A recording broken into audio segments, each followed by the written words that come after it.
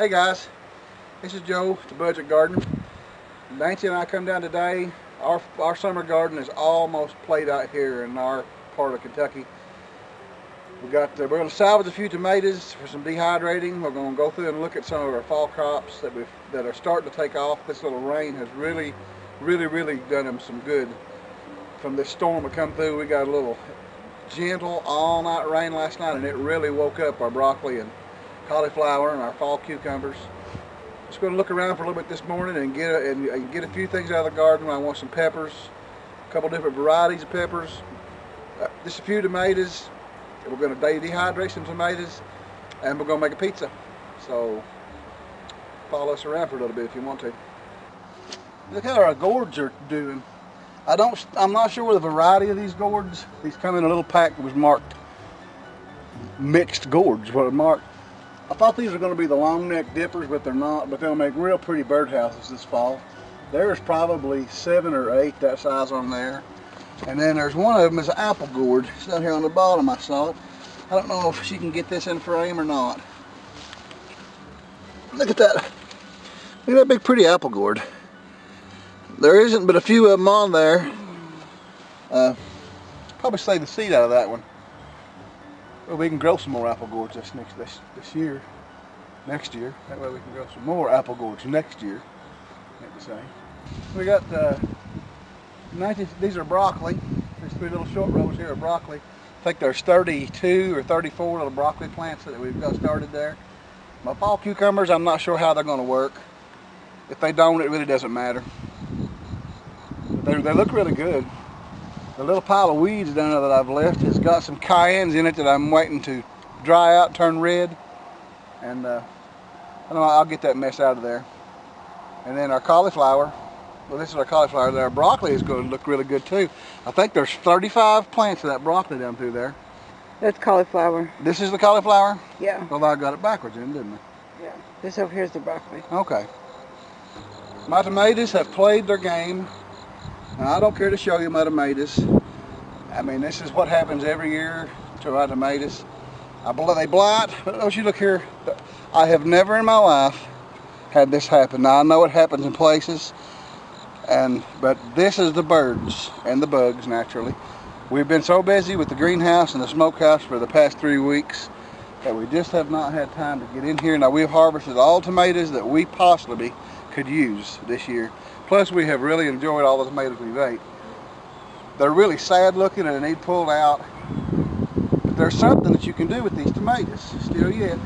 If you can find, if your tomatoes look like this, if your tomatoes are getting sad looking, it's okay. Everybody's tomatoes get sad looking. They eventually play plumb out.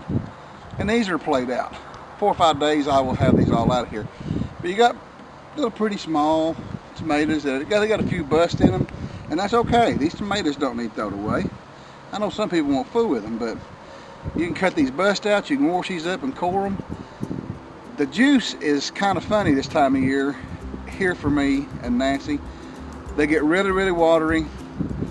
You try to cook them down to get some of the water out, and they still don't look right in the jar. They taste delicious, but they just don't look as good as you'd like for them to look. But I'll tell you a little secret. Some people take and cut the bottom of them and cut this off and put them in the refrigerator until they get some more. And the purpose is the same. If you'll just cut that bottom off and just hold that over your bucket or your sink or whatever, or your waste pail, and just squeeze that a little bit, squeeze all the water out of it and leave the meat. It still cans just fine, but we're going to dehydrate these. I'm not going to take a lot, just 8 or 10 of them, and I'm going to make a pizza with some of them for topping. But dehydrated tomatoes are really nice. They dry down into nothing. It don't take, oh goodness, a dozen tomatoes won't make a little handful of dehydrated chips, but it don't take but 1 or 2 chips to flavor something like that. We're going to dehydrate some of these for you guys. But my tomatoes are played, my peppers are played out. We're going to look at some of it. We're going to harvest what we can. I think we're going to grab a watermelon while we're down here as well. But this is played out. We have really been blessed. We've had a really big harvest, but it's time for all this to come out, to go in with some cold weather stuff and kind of give our soil a break and do some soil amendment. But let's pick some tomatoes and peppers and go back in the house. It's supposed to rain again here in a minute. And let's do something in there. This is a good jalapeno. They're starting to get really big in here. And they're getting this rusty coat on them. And that's okay. They're still good. But I left these down here like this to turn red so I can make some pepper dust out of them. It became a jungle down here. A jungle. Let's look at this one right here. Yeah, that one's loaded too. Look at that. I still have like 15 of these jalapeno plants down here, and all of them are loaded like this. I'm just going to take a few of these, not very many. I don't want a great big job to do today. I'd like to have an easy job. Let's go down here and get us some pepperoncinos. Maybe a couple cayennes. I got some ghost peppers up there, one plant, but I'm going to be honest with you, I'm a chicken as far as trying it goes. I grew it as a novelty. Do not like super hot food. I'm just going to tell you right now, I don't like it. I don't even like these as far as the heat, like some people say. I call them a pepperoncino. They're really pretty. They kind of put you in the mind of a banana, but maybe even a type of a banana. Thought that's what I was getting when I bought these. Thought I was getting sweet bananas, what the boy said. He just didn't know. He forgot what he planted in the tray. And he could have even hired someone to plant that day and they didn't know what they was putting in the tray. So it happens. I'm not too upset about it.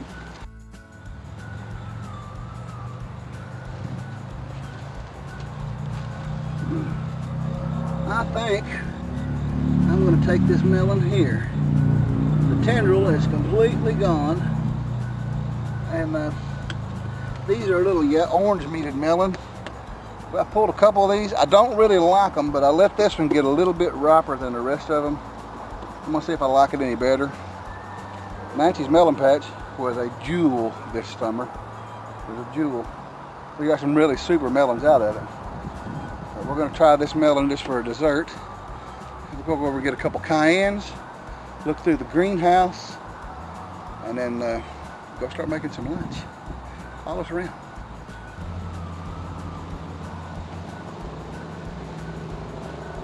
I really hate to see this go. Today's the 29th day of August. We've really enjoyed a bounty out of it this year. We've worked hard in it, but we've enjoyed the bounty.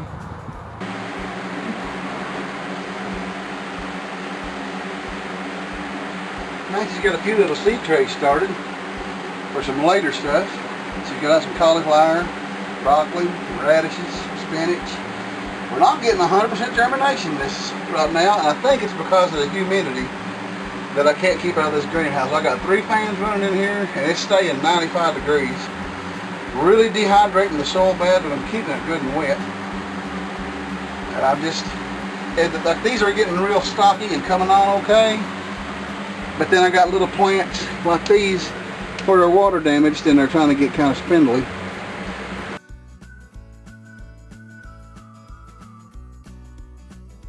We got a few things to get out of here. We didn't get a big bunch. We're going to harvest a few cayennes. Nancy's wanting to check her pumpkins out over here. We got a few cayennes. Just a little something to put around in the house and do today. I think we'll be fine with that. It's been a very good year, very blessed year. We've had a bounty, honestly. We worked hard to get a bounty, but we've had one. Very grateful. Smokehouse, we done that bacon the other day in that. That was really good bacon, really good. Greenhouse, we got that up and running okay. My other little greenhouse over there, the top has fell out of it. Friend and I put it up and we tried to do, it was in a quick and a hurry, and we just went and got some cheap plastic and put on it, and it was in April on Easter Day. It didn't last. I'm going to take that out, and we'll use that little greenhouse a lot this spring in conjunction with the other one. The other one is, we're going to try to do an extended grow season on it through this fall and early next spring, and then as we learn how to do it, try to get where we can grow in this region at least 10 months out of the year in it. So that's going to be exciting. Let's go to the house and make a pizza, guys. I'm hungry. Okay, guys, we kind of got back up to the house with a little bit of a harvest. I said these tomatoes are not, couldn't sell these tomatoes, you know. But if you've got them, you've got them. They're a little soft, but they're good for several things. You can still juice these tomatoes, clean them up, but I'm going to do a little something different with them here. We're going to make some pizza topping out of a couple of them, but I take these little tomatoes. They ain't got to be super firm. They can be soft. And just get myself a slices. Oh, so. If you want them thicker, you do thicker. If you want them thinner, you do thinner. But this is for my dehydrator. Now, a fall tomato has a really, really good taste. I mean, a good old fresh, your first tomato of summer is always so good, and everybody loves that. But these fall tomatoes, to me, as far as the flavors and the smells of food, bring back way more memories for me of my childhood, because fall tomatoes, we had a bounty of them. And there was always just abundance of them growing up, and it seemed like we had them 4 or 5 meals a week, and probably 3 meals a day growing up. And let's slice these just real quick. And I'm going to take these and lay them on the dehydrator, and these are going to turn into little flat leathery chips. Let them sit out and just kind of cool down in the air until and you can get them where you can just bend them on without breaking them. It's great. But one little tomato, one little slice that big, in my mind now, has so much flavor after it dries out. You can't hardly put it in your mouth and eat it because it's just too much tomato flavor. Nancy says tomato overload every time she puts one in her mouth. Guys, now we're just going to lay these right on our dehydrator. You'll see some of them are a little thicker than others. That's all fine and dandy. You don't want them touching. If you dehydrated any, you don't want them touching, because it seems to slow the process down. And the dehydrator is a little hard to clean after you do this, I'm going to be honest with you, but it's worth it. Take another tray, set right like that. Doesn't take many of these to fill up your dehydrator. It's all well and good. Whoops. Drop one. These fall tomatoes are full of water so much. So I said you could wring these out. I was talking to my aunt today. She's 86, so I stopped over and visited with her, and I was telling her what kind of shape my tomatoes were getting in, the way the juice was. And she said, "Well, honey, wring them out." I said, "Wring them out?" She said, "Just like a dish rag, just wring them out. Ain't nothing wrong with them tomatoes." I said, "Okay." Me up. Another tray on top of this one. Just a few more little slices. Thought I had enough for it, but I didn't. If you're going to dehydrate, go ahead and dehydrate your whole rack. Here. Now, I actually had some more over there. She said she wanted to help, and I'll be that burn. She was helping. She already had them sliced up for me. You don't have to salt these or nothing. You can if you want. I suppose I don't. Do about whatever you want. The way we do it, it's about whatever we want. Just about got a full machine. Now, I'll rotate these racks about once every hour. I take the bottom one, move them around.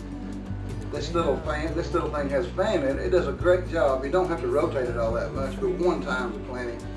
It'll take us about 3.5 hours.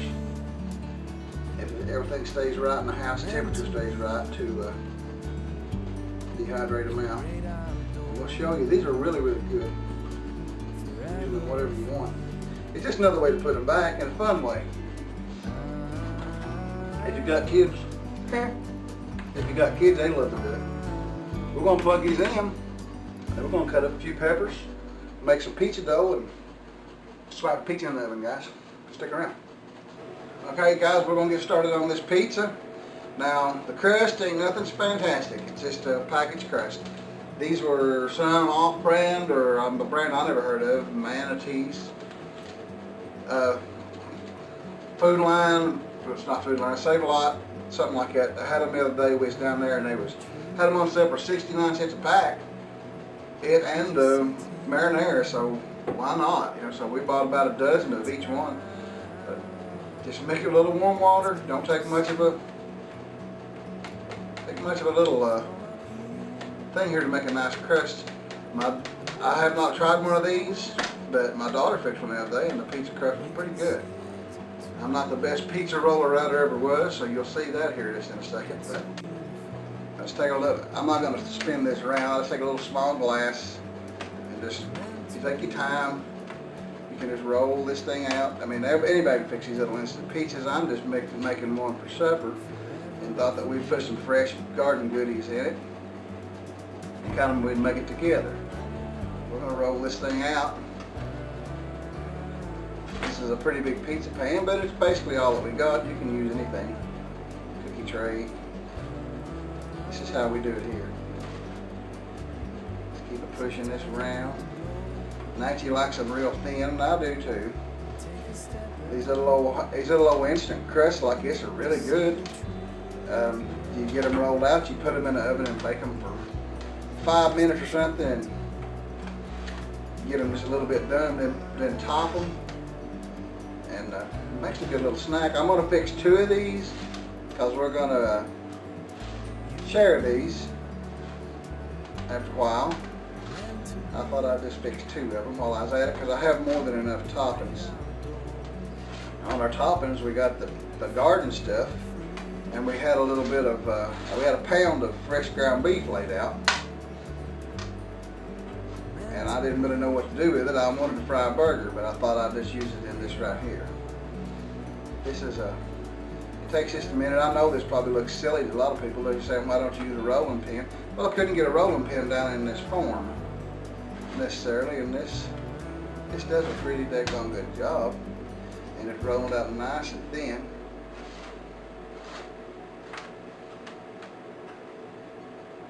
And I think that's about as good as I can possibly get it.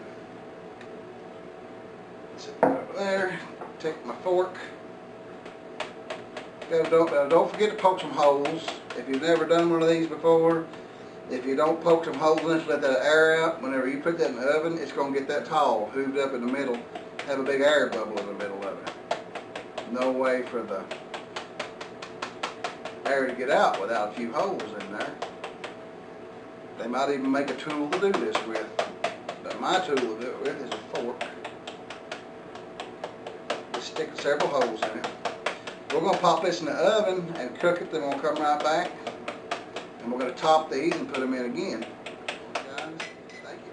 A little bit of this here bought sauce. Now I don't like a lot of tomato sauce because I don't like my crust wet. But you put as much on it as you like. So it'll smear it around.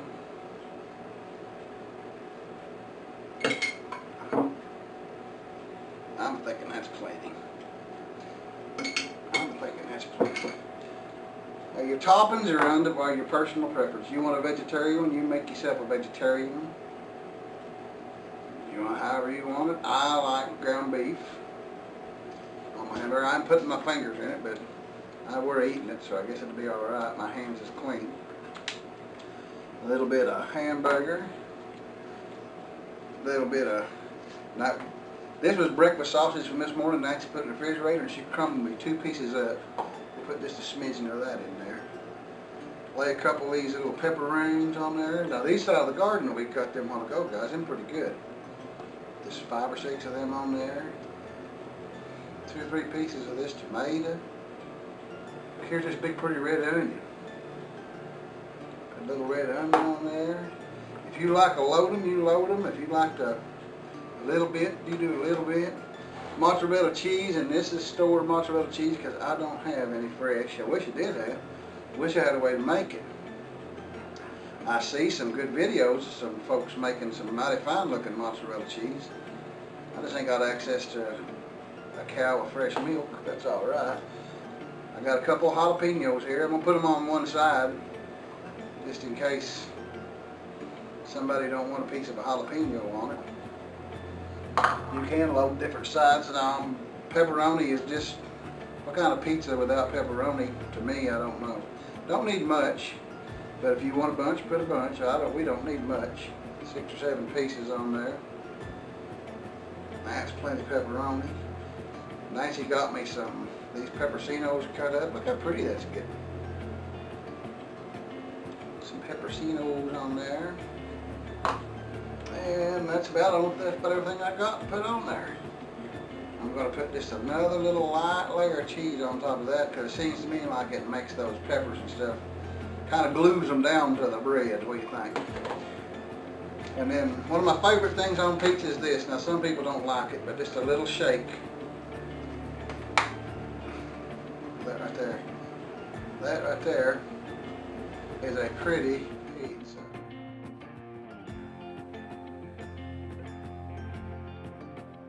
And then pizzas is done.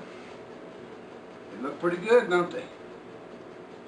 They look pretty good. I'm gonna let them cool just a couple minutes, and we're gonna slice them. I was gonna tell a story. I used to tell this when I was a kid.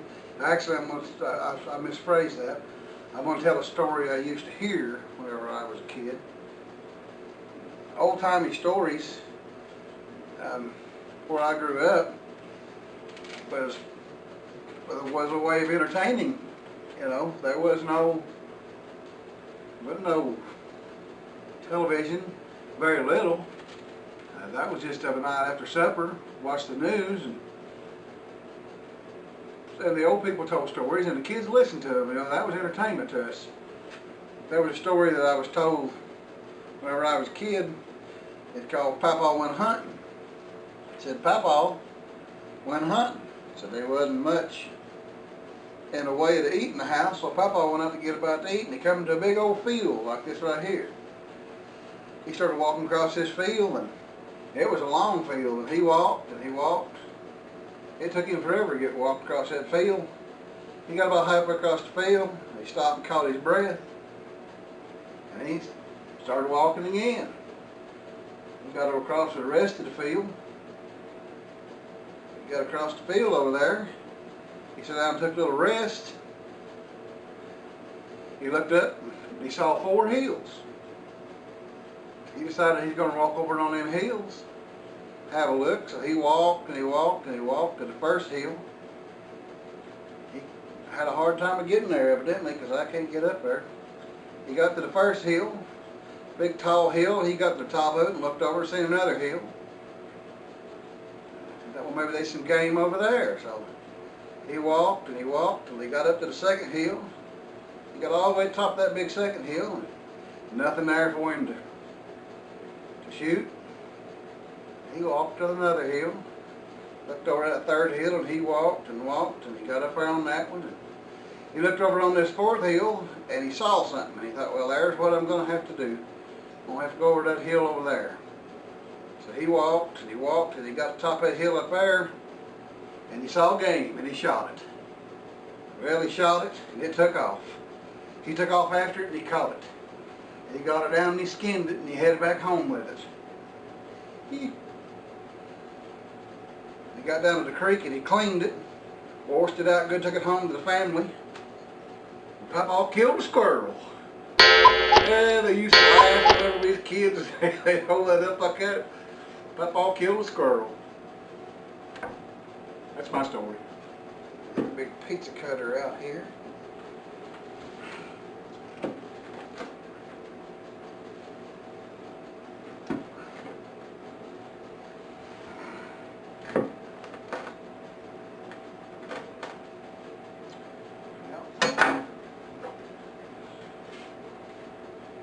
Pull some piece of it out. Ooh, look at that. Nancy, you want a piece of it? Yeah? She don't want to say nothing. She don't want to be heard on camera. I'm just looking how good it looks. It looks fabulous. Come here and try a piece of it. Let me get my fork.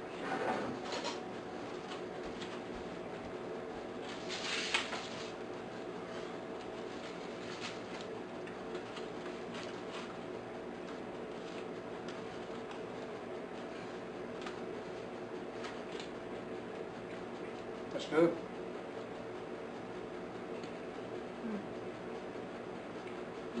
That's really good. Okay, guys, I want to finish this up. It's getting, it's going to take me another hour or two on these tomatoes here. I want to show you a little bit where we're at.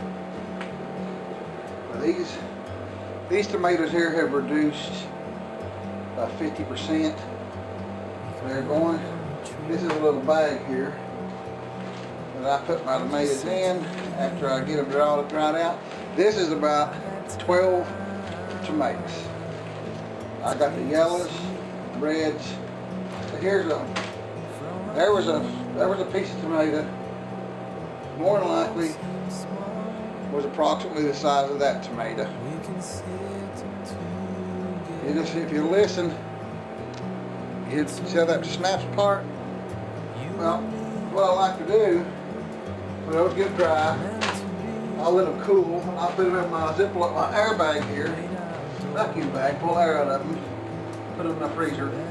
Just that little piece of tomato. It's just extremely bold and flavorful. It's good for anything. We dry them out, put them up, they go good in soup, pulverize them. If you have a recipe like sun-dried tomatoes and stuff like that in, you know how flavorful they are. You make a paste out of them. It's just another way to put your tomatoes up. It don't take up a lot of space, and it doesn't take a lot of them to do. You would think, well, that little bunch of tomatoes there wouldn't last me no time. Actually, it will. That'll last you a long time. You know, that isn't something you need all the time. It's so good. But it's just a burst of flavor. Each one of those it dries completely out. You will not believe the amount of the tomato flavor in your mouth and the sweetness of it. It's really, really good. They're really, really sugary. If that's a word for a tomato, you know, it's really sweet. The yellows serving the same purpose as the reds. Everything works good. Just another way to put them up. Guys, put you something back. Put your little food back. Put you something back. If you can't raise it, buy it. If you can't buy it, if you can raise it in a pot, raise it in a tire, raise it wherever you can raise it in. Get you some seed and put them back. Anyway, I'm gonna finish this out. I'd ask you guys, if you like the video, to give us a thumbs up, let us know you like it. Have any comments, leave them below. Hit the subscription bell so that you know when a new one comes out. Thanks a lot. Appreciate you guys. Stay safe out there.